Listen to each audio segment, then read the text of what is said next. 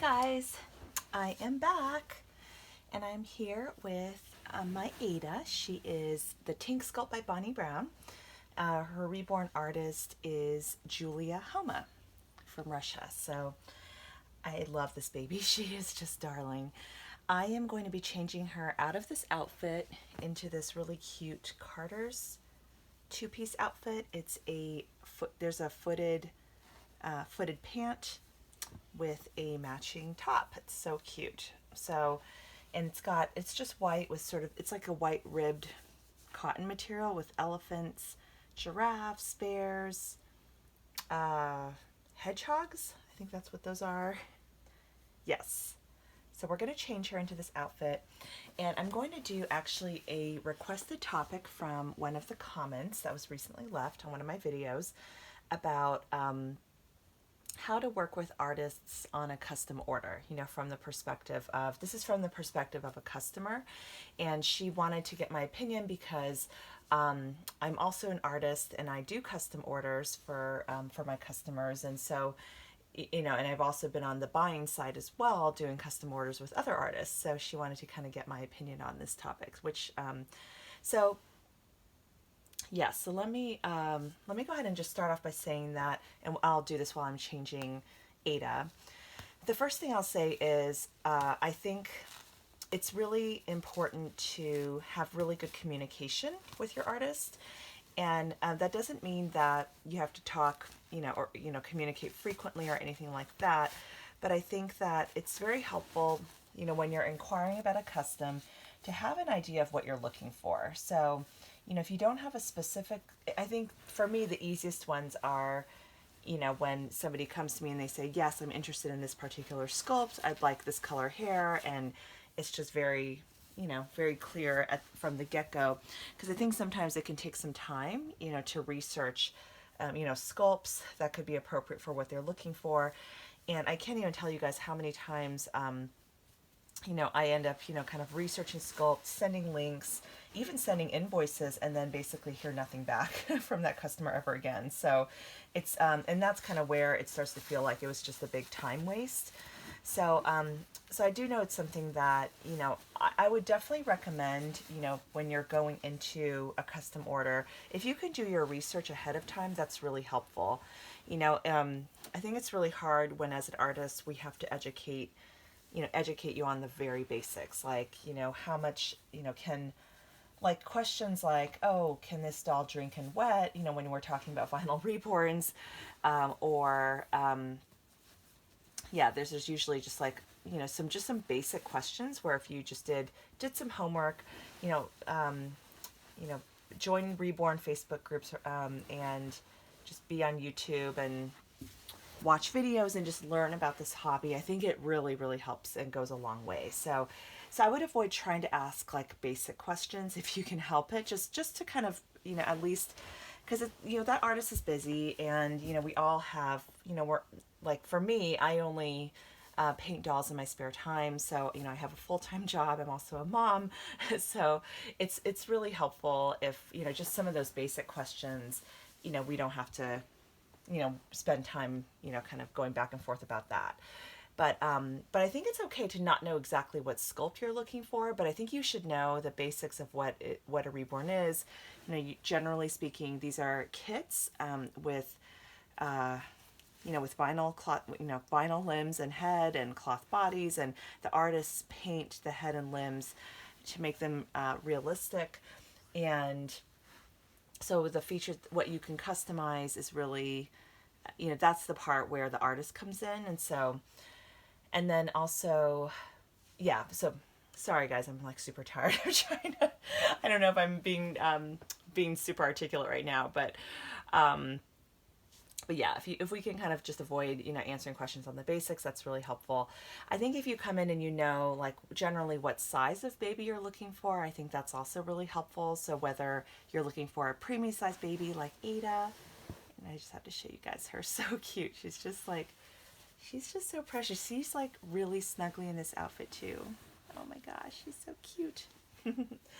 Whether you're looking for a preemie like Ada, or a newborn size, or a 0 to 3 month size, I think that really helps. And whether you have a specific gender in mind, although that can kind of come with the sculpt, but it just helps to kind of get a feel for what your vision is. Um, and if you're trying to do this as a portrait baby, it's helpful to send over the baby photos just so we have an idea, of what you're looking for.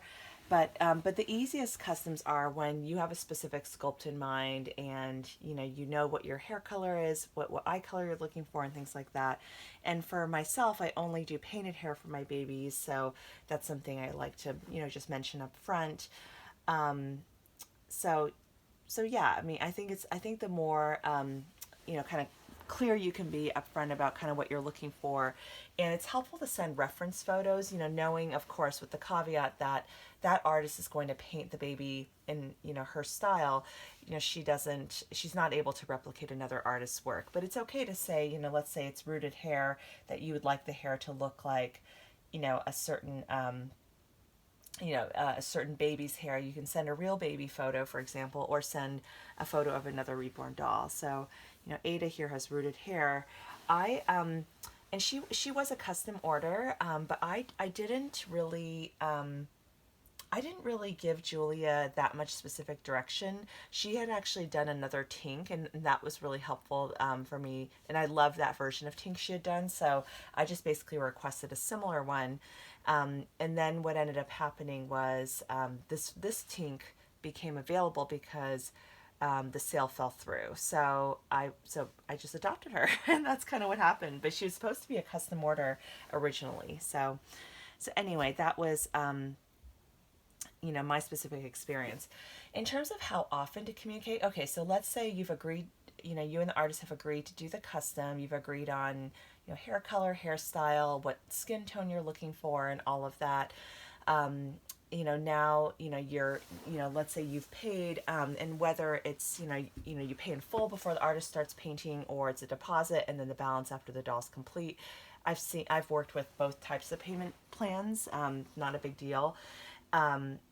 Once you kind of have all the payment figured out, now the artist is working on your baby. And I think it's helpful to understand, I think it's good if the artist can communicate to the buyer what is the time frame when she'll be able to start working on her baby. So I have a couple of custom orders that are in the works, and for example, Noemi let me know that she'll be able to work on my Emerson sometime in the spring, and then and Sherry mentioned that sort of May time frame she could work on my Chi by Bonnie Sieben. So I have a sense of what the time frame is, and then Julia is working on a Mayland custom for me right now. So we've been kind of going back and forth about like the hair color and things like that. So so usually it's yeah, usually it's helpful to know what time frame. So you're not, like, for example, checking in constantly sort of before the doll's even started. And then for me, I usually like to kind of just honestly, I just kind of hang back and wait for the artist to reach out to me. Because I don't ever want anybody to feel rushed, and because I feel like you can't do your best work when you're feeling under time pressure and stress. You want to paint when you're in that like most relaxed state, and that goes for me too. Like when I'm if I'm busy and I'm stressed, like I need to be inspired to paint. I can't just kind of force myself to do it, if that makes sense. And I think for me, this is a stress relief and an outlet and a creative outlet, and just something I truly love and enjoy. So it's something I want to do when I have time, when I'm not, rushed and all of that. So anyway, I generally will kind of hang back and then wait for the artist to kind of reach out to me with any work in process photos. Generally they'll usually send at least a couple kind of along the way, and then usually send one at the very end once the baby is finished as well. So yeah, but so I think that's good. If you have like a lot of questions or a lot of specifics about the baby, I guess if it's a custom order, one of the things that I would just make sure you've done is, communicated kind of everything you're looking for right at the beginning, just so it's not like something you're changing halfway through, if that makes sense. And So yeah, so basically if, if the baby is, you know, yeah, if it's something that you need to, if you for example say, oh wait, hey, I want to add a beauty mark, that's not such a big deal. But if you change your mind on skin tone, that can be really tough. Like that's something that usually cannot really be changed back typically, except like let's say the skin tone is lighter, it's easier. You can always go darker, but you can't really go from dark to light, if that makes sense. So so I think the main thing is, and I think what's hard about custom orders is the buyer and customer has a very specific vision for what they want that baby to look like, and the artist may hear, kind of a combination of characteristics like, okay, black hair and green eyes, or whatever the characteristics are, and different skin tone, and the baby may turn out a little bit differently than what the buyer was expecting. So I guess that is one of the risks with customs is you don't know exactly what the baby is going to look like until it's done. If you want the best predictability for what the baby might look like, I think it would be if the artist had done a similar doll. Like, so for example, if you really like the way they did a skin tone and hair and all of that on a specific past doll that they painted, I think you're going to have much more predictability if you say, oh, I'm really looking for that type of skin tone and hair color, but with this sculpt. And but yeah, I mean, but the artist is not a mind reader. They cannot read your mind on what you're looking for. So I think the more specific you are, the more helpful it is, for sure.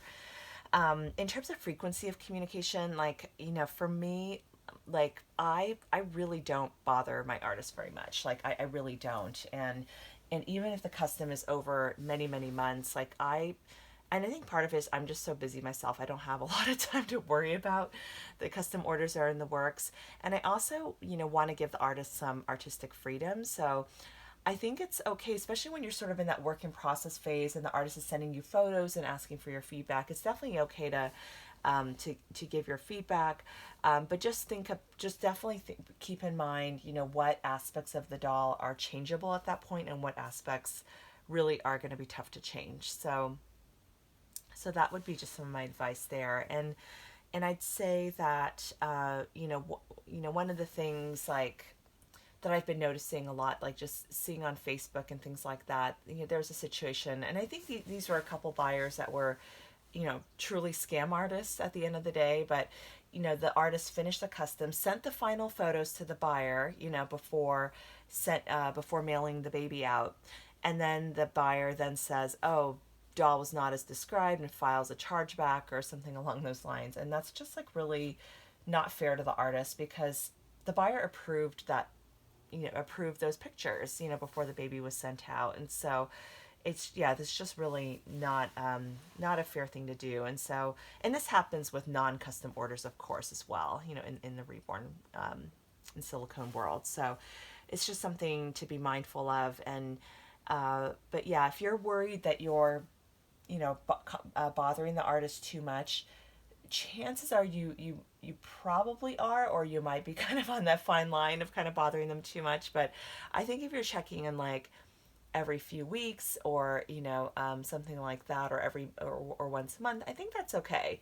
And generally, if I'm behind schedule, I'll try to let my buyer know that I'm just a little bit behind schedule. Like for me, I know I'm behind schedule right now. I have a custom lavender Reborn by Bountiful Baby that I'm working on for a wonderful customer of mine.